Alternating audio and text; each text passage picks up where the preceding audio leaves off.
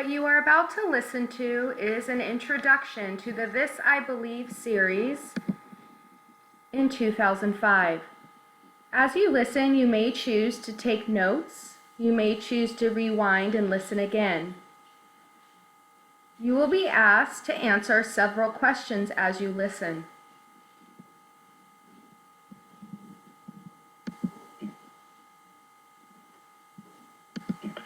Today, NPR News is starting a new series that is also a very old one. In the 1950s, radio listeners tuned in to hear Americans from all walks of life. They spoke about the principles that guided their lives. That series was called This I Believe. Now, in this politically divided time, we want to listen again to you. We're relaunching a series that helps us understand our fellow Americans, even if we don't always agree with them. We're inviting people from across this country to explain some of their basic beliefs. Our series curator is independent producer Jay Allison. He begins today with a look back at the original This I Believe. The United States is at war. Patriotism is questioned. The economy is shaky, and discrimination compromises our ideals. It is 1951, and broadcast journalist Edward R. Murrow worries that America is being driven by fear. Around us all, there is an enveloping cloud of fear. There is a physical fear, the kind that drives some of us to try to escape, if only for a little while, the sound and the fury of the A-bombs or the hell bombs or whatever may be coming. Murrow was the most recognized voice in radio news.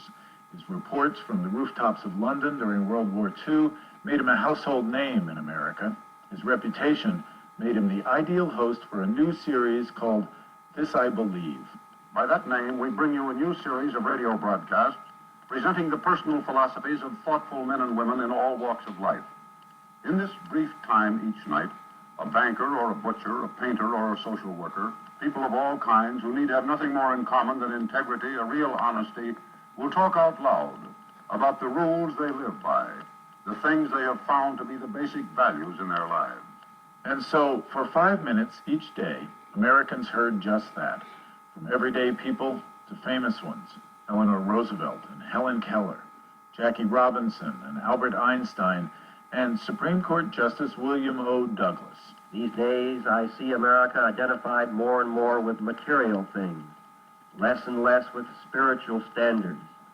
These days, I see America acting abroad as an arrogant, selfish, greedy nation, interested only in guns and in dollars, not in people and their hopes and aspirations. We need a faith that dedicates us to something bigger and more important than ourselves or our possessions. This, I believe, was the brainchild of Murrow's friend Ward Wheelock, a Philadelphia advertising executive.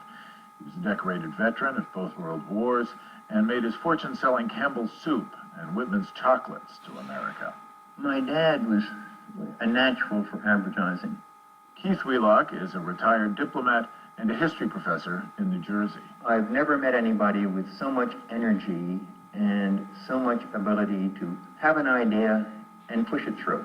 So with Murrow's fame and Wheelock's fortune and the support of the CBS network, This I Believe hit the airwaves in 1951 and continued until 1955 with more than 1,000 essayists.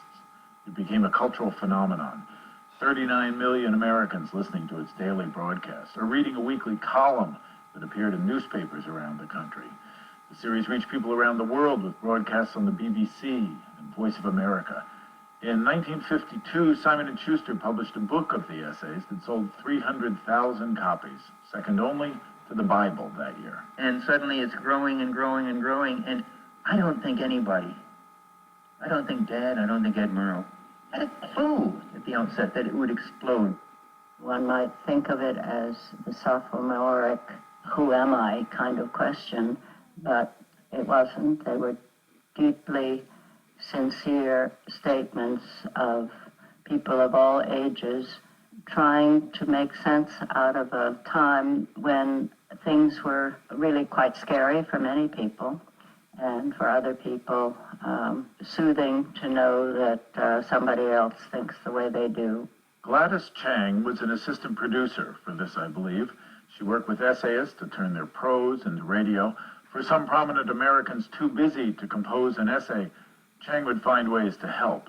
For example, I talked to Martha Graham for 4 hours, and she wanted to do the show, but really didn't have time to put it together. So to put 4 hours of conversation into 600 words was a daunting task for me, which she, of course, edited and changed, and what was broadcast with Martha Graham.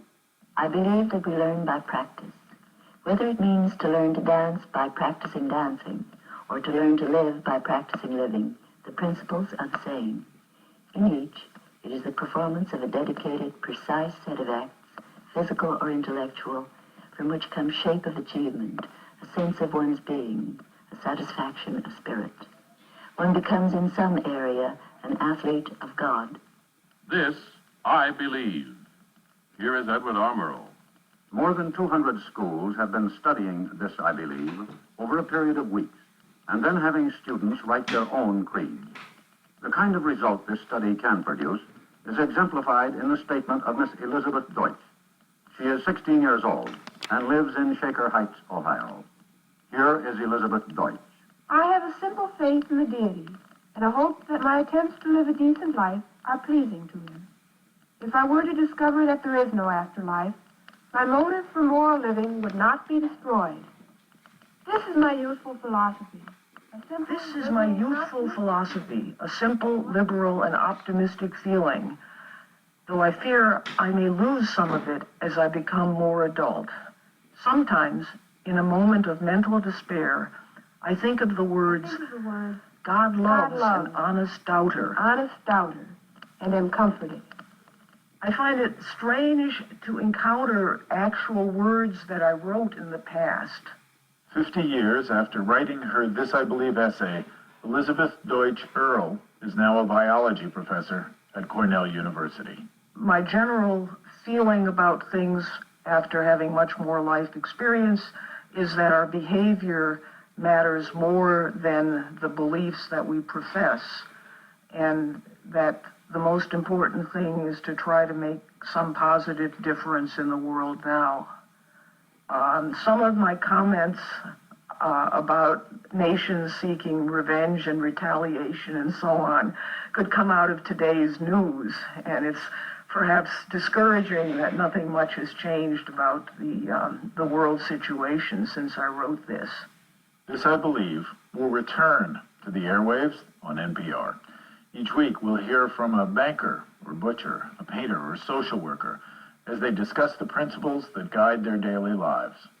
We realize what a daunting prospect this is, to summarize a life's philosophy in just 500 words and share it with a national audience. But that's exactly what we hope you will do. We'll give you a web address in a minute. There you can find some suggestions for crafting your own essay and a simple form for submitting it to us. You can also listen to full recordings of essays from the original series. All your essays will be archived. Some will air on NPR, read by the authors. In a media climate of hyper-reality television and conflict radio, of aggressive pundits, of innuendo, harangue, and attack, we're trying to create not more noise, but a quiet place. A place to listen. As it was 50 years ago, this, I believe, will be noted not for its clamor, but for its calm. We are eager for your contribution. I'm Jay Allison. You can tell us about the beliefs and principles that guide your daily life by visiting npr.org. While you're there, you can learn more about This I Believe and listen to full essays from the original series. And you can listen tonight to NPR's All Things Considered to hear the first This I Believe essay from novelist Isabel Allende.